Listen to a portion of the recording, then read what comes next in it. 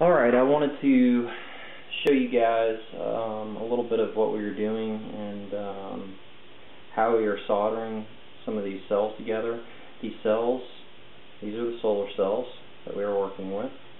They're 3 inches wide by 6 inches long. They're 0.55 volt solar cells, and they put out approximately 3 watts, a little bit more on good days. 3 amps, I'm sorry. They'll put out close to 2 watts per cell. So if we had 10 of these together, you'd have a 20 watt solar panel. So what I wanted to demonstrate and show you guys is how to connect a couple of these together. Something important to know are these strips along the top.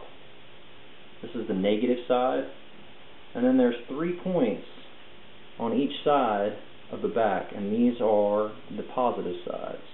In order to connect 2 of these cells, you have to connect the back side of one cell to the front side of another.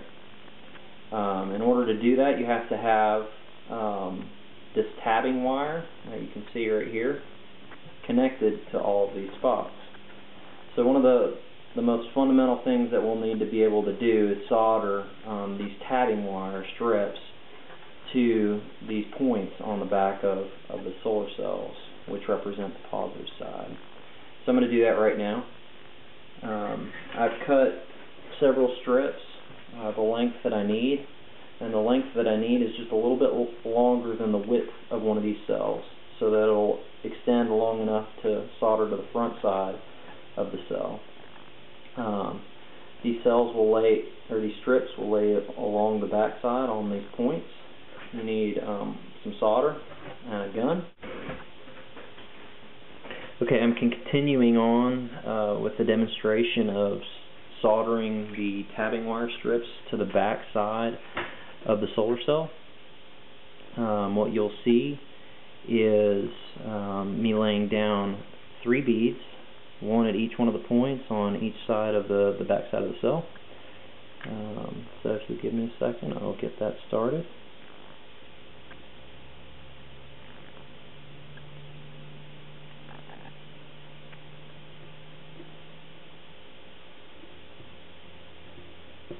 Oftentimes when you get a little bit of the solder on the tip of the gun, it'll grab a bunch of it, and you don't need all of that for each one of the spots. So I'll get some on the tip, and then we'll leave a little bit on each spot and just jump from spot to spot. Alright, I got a little bead on each side. Now I'm going to take the tabbing wire and try and get that lined up. This can be a little bit tricky because the tabbing wire is kind of rigid, and you need to get the tabbing wire to line up straight so that when it goes off the edge of the cell, it will easily line up with the next cell that you're connecting to it.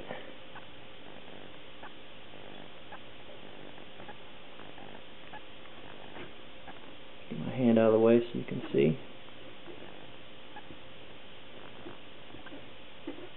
There's one.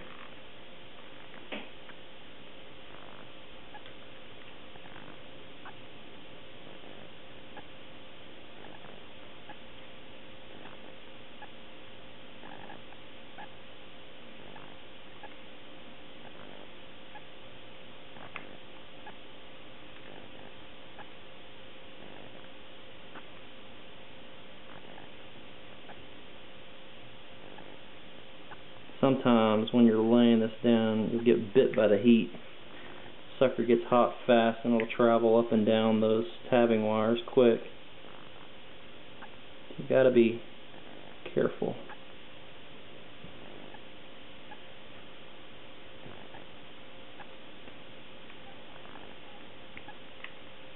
Alright, there's one. Now I'm going to take one that I've already tabbed up, as you can see here. I'm going to flip it over. So we're dealing with the negative side here, and this is the positive side. We got to connect the 2 in series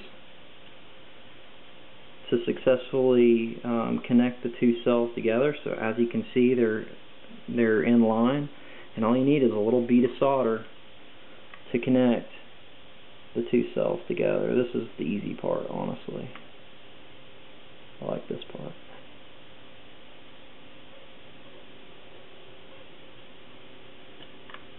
There's one.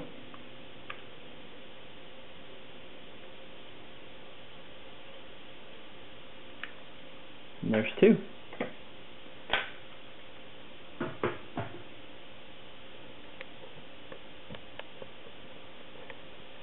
So you can see I've connected a couple cells here. They're both half-volt cells, so two of them connected together produce 1 volt out, and the current stays the same.